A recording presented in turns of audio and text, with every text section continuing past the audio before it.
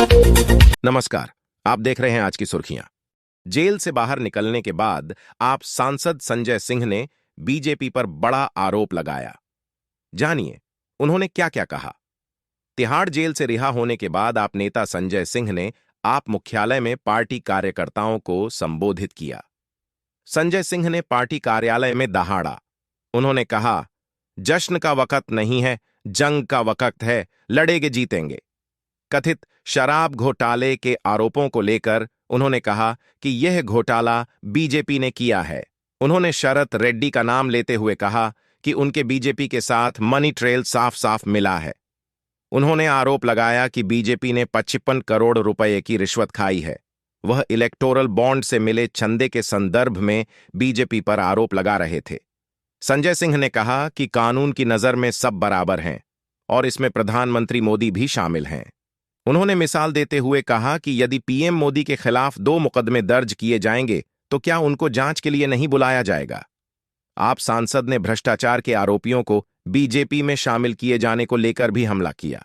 संजय सिंह ने कहा कि बीजेपी असम में हेमंत शर्मा पर भ्रष्टाचार का आरोप लगा रही थी। कार्यकर्ता जुलूस निकाल रहे थे और मोदी जी ने हेमंत शर्मा को गले लगा लिया। उन्होंने कहा कि भ्रष्टाचार के आरोपी को असम का मुख्यमंत्री बना दिया। उन्होंने कहा कि भ्रष्टाचार का आरोप लगाने के बाद अजित पवार, हसन मुशरीफ, छगन भुजबल, अशोक चाहवाण, शारदा नारदा घोटाले वालों को बीजेपी ने गले लगा लिया।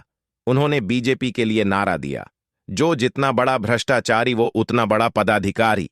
केजरीवाल के सीएम पद से इस्तीफे की मांग को लेकर आप नेता ने कहा, अरविंद केजरीवाल बिल्कुल इस्तीफा नहीं देंगे और दिल्ली के 2 करोड़ लोगों के लिए काम करेंगे।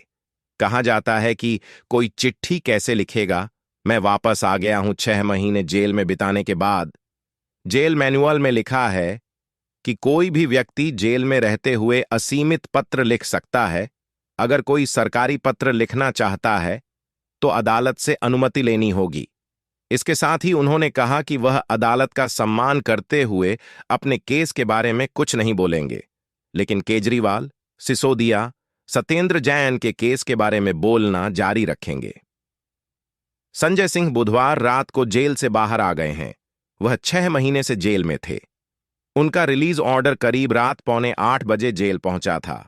इसके बाद उनको तिहाड़ जेल से रिहा कर दिया गया है। आप समर्थकों की भारी भीड़ ने उनका स्वागत किया। सुप्रीम कोर्ट द्वारा जमानत दिए जाने के 1 दिन बाद उनकी रिहाई हुई। सुप्रीम कोर्ट के आदेश में कहा गया था कि शराब लाइसेंस आवंटित करने के लिए आप द्वारा कथित तौर पर रिश्वत के रूप में प्राप्त धन का कोई ट्रेल नहीं मिला है। जमानत पर तिहाड़ जेल से बाहर आते ही आप सांसद संजय सिंह ने कहा, जश्न मनाने का वक्त नहीं आया है, संघर्ष का वक्त है।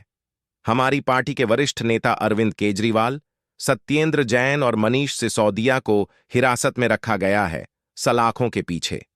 मुझे विश्वास है कि जेल के ताले टूटेंगे और वे बाहर आएंगे। इससे पहले सुप्रीम कोर्ट से जमानत मिलने के बाद दिल्ली की एक अदालत ने बुधवार को संजय सिंह को निर्देश दिया कि वह दिल्ली शराब नीति मामले में सबूतों के साथ छेड़छाड़ न करें या गवाहों को प्रभावित न करें।